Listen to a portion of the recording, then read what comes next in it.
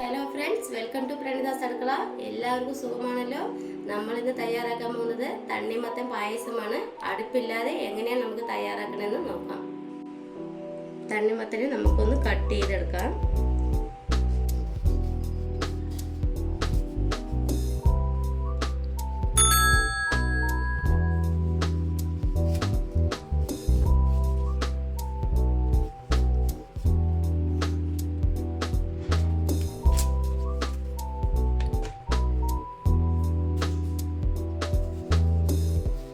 രണ്ട് സൈഡും ഒന്ന് കട്ട് ചെയ്തെടുക്കാം ബക്കറ്റ് മാതിരി.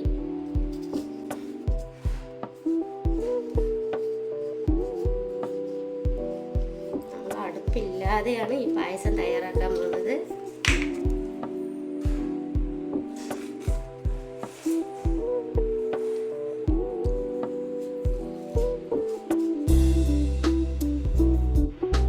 മേൽഭാഗം കട്ട് ചെയ്തു. ഇനി ഉള്ളിലുള്ള ഫ്രൂട്ടും കൂടി നമുക്ക് എടുത്തു മാറ്റാം. തണ്ണിമത്തൻ്റെ ഞാൻ ചെയ്തു നോക്കി, നല്ല ടേസ്റ്റ് ആയിരുന്നു. അത് കാരണം നിങ്ങളുടെ കൂടെ ഷെയർ ചെയ്യാമെന്ന് പറഞ്ഞിട്ട് ചെയ്തതാണിത്.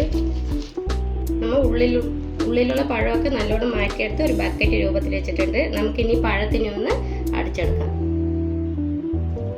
മൂത്ത കുരുവൊന്നുമില്ല, അതിൽ ചെറിയ ചെറിയ കുരുക്കളേ ഉള്ളൂ. അതിലേക്ക് നമ്മൾ തേങ്ങയുടെ രണ്ടാം പാലൊന്ന് ഒഴിച്ചു കൊടുക്കാം. ഒന്ന് അരച്ചെടുത്തിട്ട് വരാം. അരച്ച തണ്ണിമത്തനാണിത്. ഇത് നമുക്ക് ഇതിലേക്ക് ഒന്ന് ഒഴിച്ചു കൊടുക്കാം. ഇതിലേക്ക് കുറച്ച് നമുക്ക് കട്ട് ചെയ്ത് വെച്ച തണ്ണിമത്തൻ ഇട്ട് കൊടുക്കാം. കുറച്ച് നട്ട്സ് ഇട്ട് കൊടുക്കാം.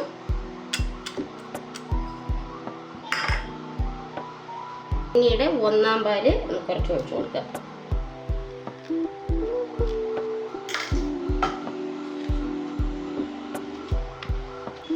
പഞ്ചസാര ആഡ് ചെയ്തിട്ടില്ല. കുറച്ച് മിൽക്ക് മെയ്ഡ് ഒഴിച്ച് കൊടുക്കാം. ഒന്നെല്ലാം കൂടെ നമുക്ക് അങ്ങോട്ടൊന്ന് മിക്സ് ചെയ്യാം.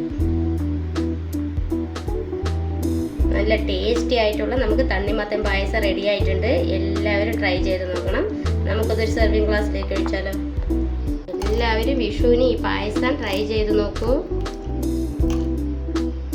നല്ല ടേസ്റ്റി ആയിട്ടുള്ള തണ്ണിമത്തൻ പായസം തയ്യാറാക്കിയിട്ടുണ്ട്. എല്ലാവരും ട്രൈ ചെയ്ത് നോക്കി അഭിപ്രായം കമന്റിൽ പറയണേ. അടുത്ത റെസിപ്പിയുമായി വരുന്നത് വരെ ടാറ്റ, ബൈ ബൈ.